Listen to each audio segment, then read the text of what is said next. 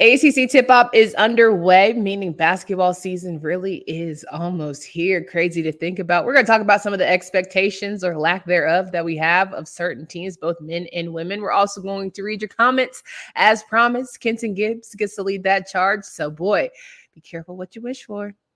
You are Locked On ACC, your daily podcast on the Atlantic Coast Conference. Part of the Locked On Podcast Network, your team every day.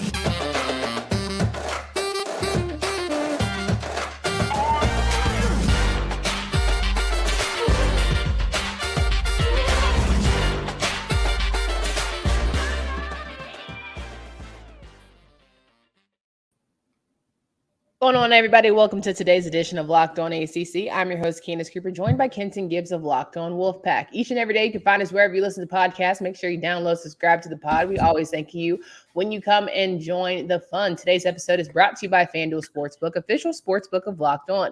Make every moment more. Right now, new customers can bet $5 and get $200 in bonus bets guaranteed. Visit FanDuel.com/Locked On to get started today. All right, we have a fun-filled show per usual. We hopefully have enough credibility to get through these 30 minutes, but you never know with this bunch. So here we are. But I want to talk through some pretty exciting things happening. ACC Tip Off, for those of you who don't know, ACC Kickoff is where we start football season. ACC Tip Off is for basketball season, both men and women. They go to Charlotte. They talk about the season. They have your top players and head coach go there and talk through what to expect this upcoming year. Got a lot of expectations for some, a lack of expectations for others. And, just the feel and the vibe of ACC basketball is always high for me, especially on the women's side. I think it's very much an underrated, underappreciated side of the business because ACC women's basketball holds it down. But the men, of course, have had some great runs, still have great runs, still are able to get a lot of people in the Final Four, Elite Eight, all the things. And yet and still, it's almost like the football narrative in which people don't feel away. Like, I don't know where we played this game of only one ACC team going to get into, but Matt knows 3 and a possible. Like, why are we playing spade type energy with our conference yet again? Like, who is on the ESPN side? I would like to have a moment. What's my guy who makes the bubbles on the bubble thing? You know what I'm talking about? Joe Lunardi. Bracketology with Joe Lunardi. Yeah. Bracketology. I need to know who in the SEC, the Big Ten, is paying him because he just feels a way about the ACC. Well, I'm surprised that they are like this. And if anything, if you really think about it, which of the 5 power conferences has some of the smaller TV deals? You would think that the people that you got the sweetheart deal from is the people that you would love on and treat like they're royalty. But you know how this goes. The accolades should speak for themselves. The achievements, the blue bloods. It never will. Okay. It never will. Right. Let's stop playing like we don't know how this thing goes. This is the money game, right? This is they do it for clicks and views, right? Okay. And if you're doing it for clicks and views, what gets more clicks and views? That's the objective, right? Yeah. The teams with who's the professional team in Mississippi? And I mean for any sport. Where's the professional team? Doesn't exist. Oh, okay. Alabama? Doesn't exist. Oh, okay. Like there are multiple states like that. There are multiple states in the SEC country and all that. Big Ten, again, they're a little different because like all of them have pro teams and whatnot. They just still show up like crazy for their teams. But the reality is very simple. Anybody saying that the ACC will only have 1 to 2 to 3 teams in this year, get up off of that cocaine. Get up off of that crack. Get yourself together and get your mind back, okay? 1,000%. One of the highlights to me of ACC Tip-Off so far is DJ Burns from NC State. And I'll tell you why. My man said he watched Akeem growing up. Mm-hmm. He was just presented with a Zach Randolph body. And that has been the quote for me because when you squint, maybe a couple of shots of tequila, and then my boy's starting to look like Randolph. I ain't going to hold you. Wow. He actually has slimmed down. He actually is. He has, but it's the rounder face. Yeah. He has a baby face. Zach Randolph had a baby face, and he's a big body. I'm talking bullies get bullied on his block. I'm gonna tell you something, Zebo. That's a Michigan man. That he don't play them games now. He don't play them games. But no, very seriously, DJ Burns is that type of guy. He's a huge personality. Everywhere he goes, it's magnetic almost. I met him at Dreamville. outside of the sports context, and we chopped it up a little bit. And it was great talking to him just as like a human being, because I don't like talking to players about like, oh, you got to have a good season this year. Just, hey, how you enjoying the festivities and all that? And he's a great dude, great spirit. I think, and I think having someone be so embraced as a transfer, we live in a transfer era, right, where sometimes it always doesn't hit, and you have Marcel there coming from Virginia, and it's just the way Coach Keats has sort of elevated that team. That's definitely one of the programs that I'm high on right now for talking about expectations. I think Keats is due for a good year, and you have people that have bought into his program, his system, his mindset, mentality, and NC State is right there on the cusp of really being in that conversation. Yeah, I think that the thing that I find very interesting is, not just about NC State. There are a lot of teams in the ACC that are like, they're projected all over the place. They're projected. I think the only teams that I believe are like solidly where they are is I'm seeing like Duke and Miami generally solidly at like, hey, this team is going to be 1 or 2. This team is going to be between 2 and 5. And that's it. Everybody else is like, UNC anywhere between 3 and 12. NC State anywhere between 4 and 12. I'm telling you what the experts are North Carolina need to be between 15 and 25. But I'm just telling. Oh, no. Not nationally. Okay, I'm talking in the conference. Okay. But that's what I'm saying, though. All these teams are like, everybody's like, oh, are they going to be good? Are they going to be bad? Is Wake Forest, are they going to be 3? Are they going to be 8? Are they going to be 14th in the league? Notre Dame, are they going to be a bottom feeder? Boston College, can they get it together? Virginia is probably the only other one. I'm sorry, Virginia fans, my bad. Virginia is the only other team that's predicted to be highly across the board as well. There goes another Tony for you. Other than that, again, they got all the Tonys over there. They got too many. They got to bring down your Tonys. Too many Tonys. Y'all messing up the Tony quota. Cats and Rent combined didn't get this many Tonys when they first dropped. Okay. So we don't need to do that. But anyway, those are, everybody else is a crapshoot, which means it's going to be an exciting year in the ACC. Anybody can beat anybody. People are actually believing in Kenny Payne and Louisville. And you know what? Crack is real. And you know what? And you know what? What is going on? So the DARE program should be brought back to schools, because no, absolutely not. Well, listen, the media who are picking them to be there, they too late for DARE anyway. You know what I mean? They said just say no to drugs, and then the words of future. Hell no, we ain't listen. Okay, that's what happened. That is what happened there.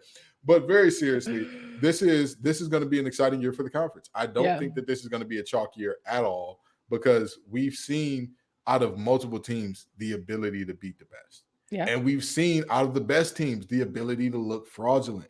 You've seen a Clemson team that wiped the floor with NC State every time they played by darn near 30. Yeah. And yet, when they played everybody else in the conference, it was like, oh, no. They had moments. They had flashes. I agree. They had moments and flashes. They never looked as good as against any other conference opponent that was supposed to be good than they did against NC State. Yeah, I think we can agree to that. Yeah. All right. So of all the teams, I highlighted NC State as my one. I think they're going to have a really good season, and of course we can have multiple in here. But who right now do you have being for the men's side?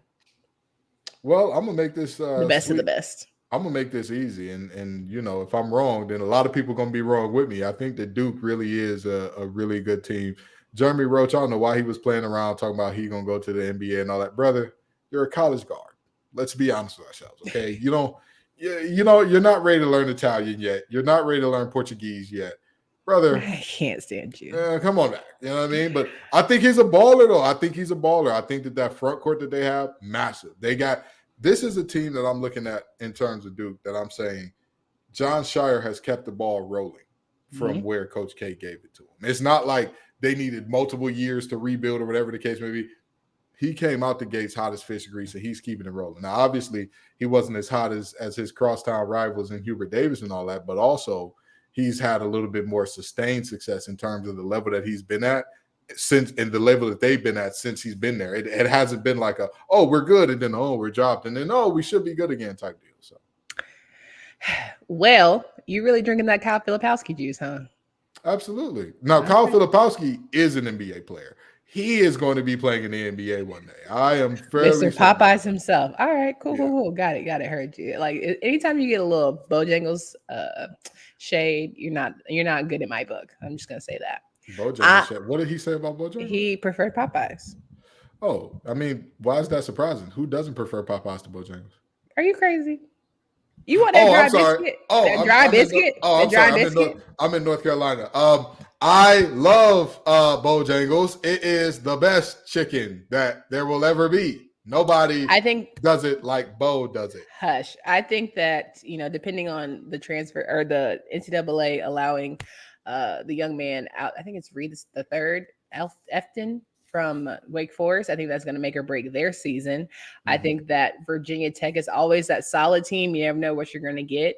I think Syracuse is in a new era with a new coach, and maybe it only took a new coach to sort of bring some revitalization in terms of what that program is. Pitt, never know what you're going to get, but I think it's I think Coach Capel, which we've learned can't talk junk about the Capels. Can't play about the Capels. They Pitt fans do not play about them Capels, baby. The Capels don't play about them Capels. They said we coming before Dion said it. They said we the only ones around here. We on the way.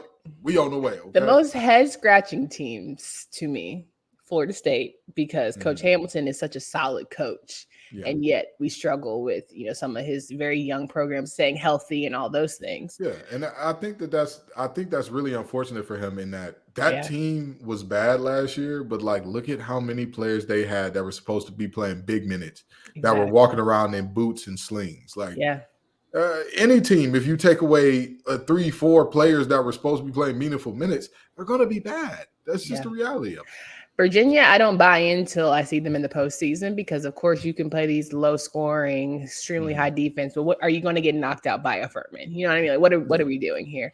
That most head-scratching team, the one I just, I'm going to have to bring the circle in, the candles and all the things. North Carolina, what are you giving us? You've been here 7 years, Armando. Did you find?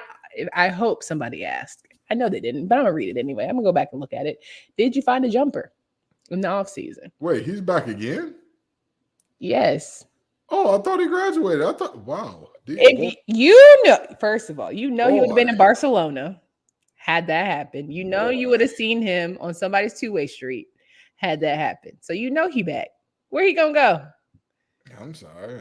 He about as bad as Jeremy Roach. Now Jeremy Roach has a better NBA prospect than he does. But I thought that I got to go to commercial after that. Go ahead. I'm just saying. I thought that he ran out of eligibility. That man, he'd been playing since my hairline was rolling firm. That's crazy. That wasn't that long ago.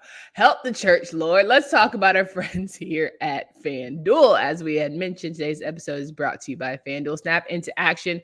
NFL season is very much in the thick of it, and it is America's #1 sportsbook, FanDuel, where you can right now get $200 in bonus bets guaranteed when you place a $5 bet. $200 in bonus bets, win or lose. If you like spreads, player props, over unders, you can get in on all of that action at FanDuel.com/lockedon and kick off your NFL season in a good way. We're almost halfway to that point. FanDuel is the official partner of the NFL. Kenton, I just cannot believe you would say things like that, but here we are. I don't know why I'm surprised. Say things like what? Say things about the man. Just, you know what? You do you. You do you. Candace, that man been in college since before the MCU got to phase 3. You understand? Now, I don't know much about that. And I've been trying hard to catch up for you because he been in college since Iron Man 1 came out. Okay. He been in college since Robert Downey Jr. got his first big role with Marvel and Disney. Okay. Come on now. The man didn't even have an arc reactor before Armando Baycott was in college. Come on. Knock it off. Now, if we're going to talk about the women here, okay, yes, if you get some little higher lows, did you see one of the Cavender sisters is returning to Miami. She decided to pick up her 5th option. Good for her. You know what I mean? That team was surprisingly, good, had a nice little run. As much as I'm down about North Carolina on the men's side, I'm very high on them on the women's side. I think they have an excellent squad between Deja, between Paris. I think that's going to be the one personally to beat. The very interesting thing is women's basketball in the triangle is phenomenal right now. Mm-hmm. You could be the 3rd best team in the triangle and still be the at worst 5th best team in the conference and still be a potential top 20 team in the nation. That is crazy to think about. I'm still very confused about Celeste Taylor transferring out of Duke. Still very confused about that. Right? Don't know what happened there. Don't know what that team is going to look like now. I mean, let's just be honest. All the things that Celeste did for that team, on her back.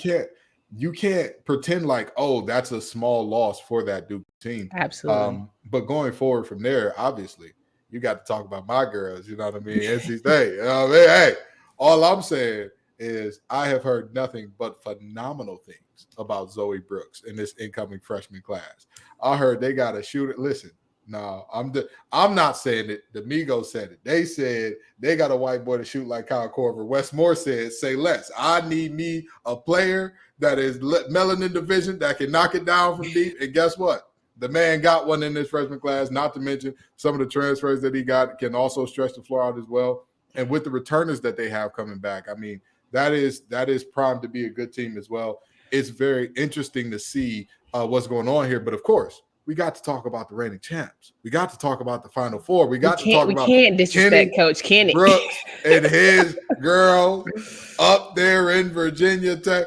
I'll tell you what, there's a reason that they were champs last year. Yeah. And I wouldn't be surprised if they repeat this year. I wouldn't be surprised because, I mean, you know, Kitley feels like she's been there and dominating forever and a day. She about on that Baycott plan. Mm-hmm. But here's the difference between her and Baycott. She's been dominating from like day one darn near. Like this is not like there was she was decent and she had from every time you look up, oh yeah, Elizabeth Kitley with a stat line of 29 and 12. Like what?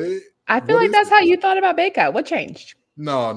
I've always said that he's an elite rebounder. I've always given him that. But everything outside of rebounding, he's needed to get much better at over time. Okay. Kitley, on the other hand, the mid-range game is there. The passing out of the post has improved. I will say that's the one thing that's improved with her a lot. But her ability, and then she's got the teammates coming with her. Georgia Amore and company coming with her. Georgia is a dog. They're coming with her. I'll tell you what, when you got a post player like her, you need somebody on the perimeter who can stretch defenses out because when they condense down on her, somebody has to make them pay at a consistent and high level. Georgia does it. Not only does she do that, a thing that I will say Elizabeth Kitley has added to her game at a high level, that pick and roll game. Her hands have gotten a lot softer over the years in terms of catching those different passes and all that. And her and Georgia Amore now have a chemistry to where that works out wonderfully for those two. So I'm excited about this year in ACC women's basketball. What will Louisville look like without Haley Van Lith? You know, they've still got talent. They've still got ball players over there, and they've still got a coach that many coaches regard as one of the smartest coaches in the conference, if not the entire nation. There are so many teams that you look at and you say, what are they going to be this year? How special can they be this year? And Florida State, you got to think about, your freshman player of the year and how you have a really young core, and now you get another year under their belt. So a lot of great women's team that I expect to have eight or nine in the conversation in terms of NCAA tournament play. So absolutely good there. But we would be remiss if we don't get into some of this fan reaction stuff, because I know you've been waiting all week to be able to talk about this. And by all week, I mean 48 hours. But first, before we get into that, let's remind our friends here at Jase Medical now offers customability for your Jase case with dozens of add-on medications. Choose the medications that best fit you and your family's unique needs. Jase is continually working to expand their medication offerings. In most recent efforts, they added ivermectin as an option in Jase case. Let's talk about the fact that you can buy a gift card for family or your loved ones so that they can get a Jase case of their own. Go to jasemedical.com, enter code LOCKEDON at checkout for a $20 discount on your order. That's promo code LOCKEDON at jasemedical.com. But beyond that, let's talk about our friends here at eBay Motors. When you think about eBay Motors and how you're trying to get in the best action, passion, drive, and patient, what brings home the winning trophy is also what keeps you ride or die alive. eBay Motors has everything you need to maintain your vehicle. With over 122 million parts for your number one ride or die, you'll always find exactly what you're looking for, because eBay Motors, while you're burning rubber, not cash.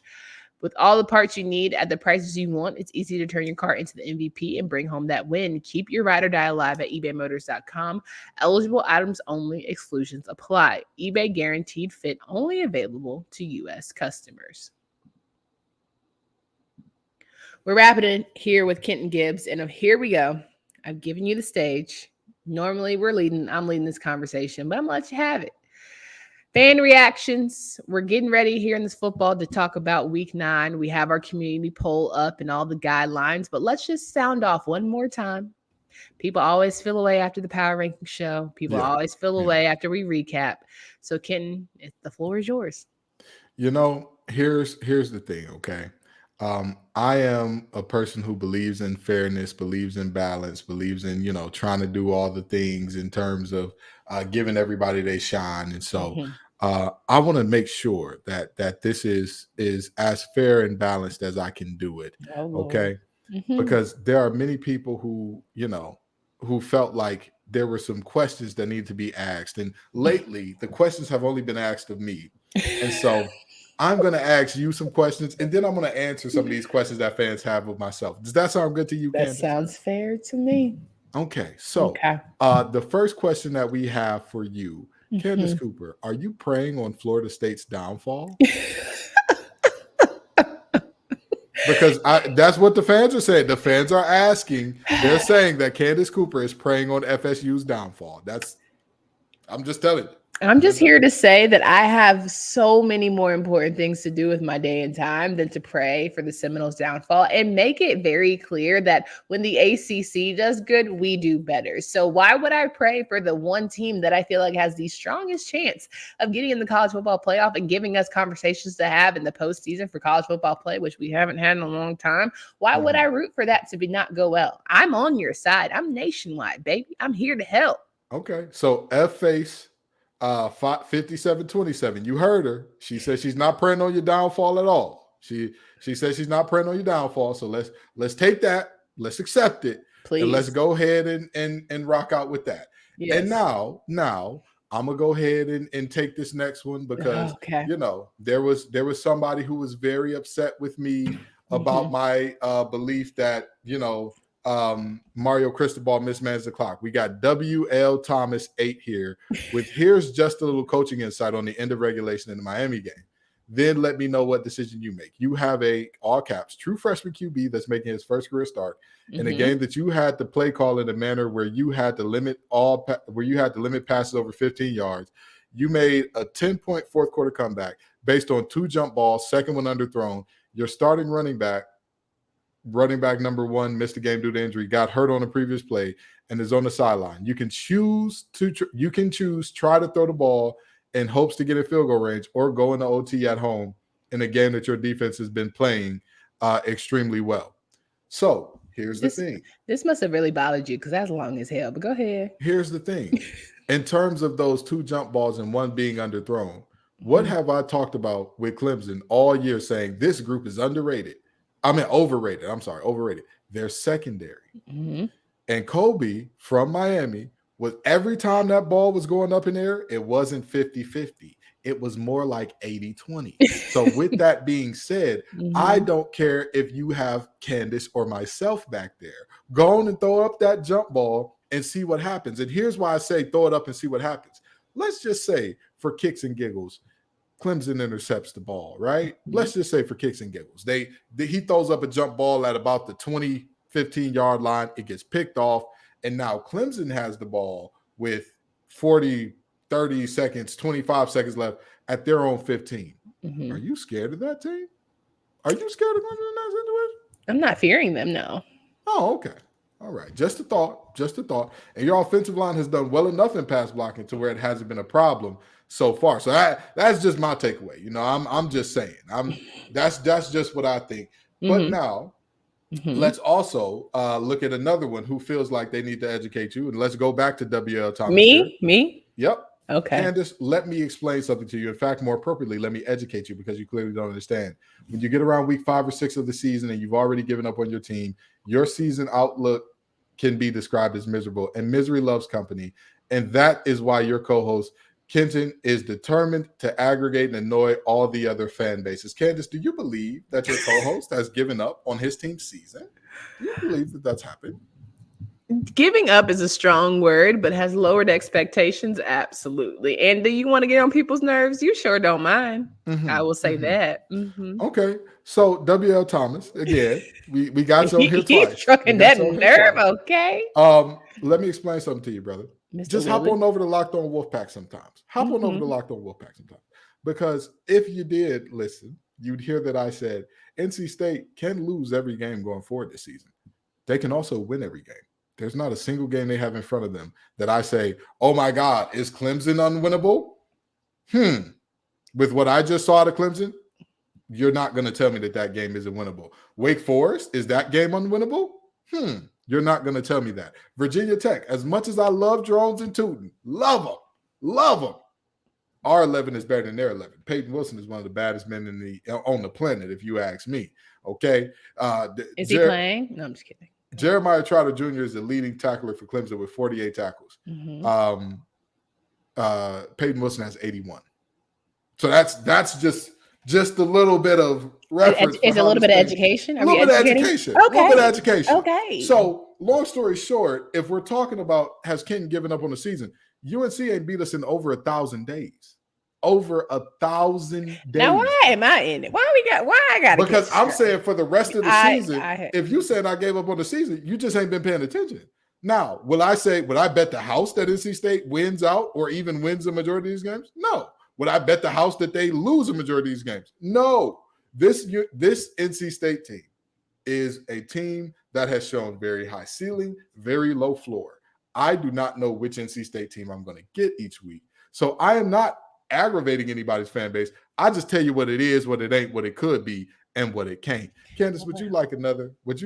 I mean, we here now. Come on, we need a couple more. Don't let Willie be the show now. Oh no! I'm just asking. Okay. Yeah. So keep it rolling. Anywho, we've got UVA was just 100% better team on that day. Go into Carolina, who has a Heisman candidate quarterback, have their star receiver finally back playing, ranked 10th in the nation, ref solidly on the Tar Heel side, and what happens? Of course, UVA schools them. Classic South's oldest rivalry game. Kudos to the Cavs. By the way, super bad take. Nowhere close to the best game UVA has played this season. Cavs played a better overall game versus NC State, JMU, and BC. Just didn't finish. This time they did. Do you care to respond to that? Well, first of all, how you play a better game and get an L? So I don't know about that. But also, apparently, Mac Brown said because the student section was slim because of fall break, that's why Carolina lost. So I'm just saying, fans, had you done your part and got your toe on the line, maybe Carolina would have had a better game. That's interesting because Duke's student section was taken over by NC State fans in that game. I was there in person. And somehow, despite there not being anybody in the student section, I want to say that game ended up a 21-point win for the good guys, the home team there. All I'm saying is, at the end of the day, you got to play who's in front of you. You got popped in the mouth, and how you respond this week after a team who you definitely should be beating. If you don't figure out a way to win that one, you're beyond fraudulent. Kick you out of top 25, and I'm sick again. I might be done. Talk about being done. Yeah, I might be done. Hey, listen, we wouldn't blame you if you were. We would not blame you if you were. But we got to get out our last one here. Okay. Let me go find this. And I just had it pulled up. I don't know where it went on me. It clearly it was bothering you. Oh no, this one wasn't bothering me. It was more so. It was an ode to one of our loyal listeners. Well, I cannot find it, but the substance of the actual message was from Orange Girl. It was from Orange Girl 44. Forever Orange Girl 44. And she said, not surprised that Syracuse drops to the bottom of the power rankings on their bye week. The trajectory. How you get fired on your off? Not you got fired on your off day. I'm gonna tell you what. Speaking of fired on your off day, let's end it here. Do you think Dino Babers should have been fired on his off day? Do you think this bye week should have been the time that they said, "Hey, brother, it's time. It's time." What do you think? Got to see it through, my boy. So you see it through the end of the season, regardless of what happens. I don't know if they have a check to cut to make it otherwise. So I think you see it through, but you don't renew and you make sure that pot is good and stable before you say, all right, thank you so much for your services, but we no longer need them. I'm going to say this, and I'm going to say this with a lot of intentionality. Look at what Duke football has done in 2 years under a new coach. And you could also argue the counter of like, oh, well, you see what Duke football did, but look at what Boston College football did and went through for their first 3-4 years under Halfland. Heck, even this year, while they are on a winning streak right now, they're 2-3 bad games away from oh boy, this team is cooked again. So I can kind of see the argument for keep Dino, but I think that this should have been it. I think he should have got fired on his day off for stealing boxes because it's with all due respect. Good coaches matter. I will agree. I think I really just feel like Elko right now is an anomaly because then you start arguing that case for a lot of these coaches over here. Oh, absolutely. Absolutely. Yeah. My thing is your bar should not be what Elko and Duke have done. Yeah. Hell no. Right. Because if that's your bar, then every coach is getting fired every year. Like that's when the expectation, the floor is in hell with Duke. You know what I'm talking about? So like there was nowhere to go but up. He has just, gone exponentially faster than most thought. Yeah, absolutely. Absolutely. Yeah. And he was one busted up ankle away from potentially pulling off a top 5 upset last Saturday. But if ifs and buts were berries and nuts, squirrels would never starve. And here we are. So that concludes the the first ever fair and balanced fan mail day that we've ever had. Fair reaction. Fair and balanced. It very much so was. Because you asked me.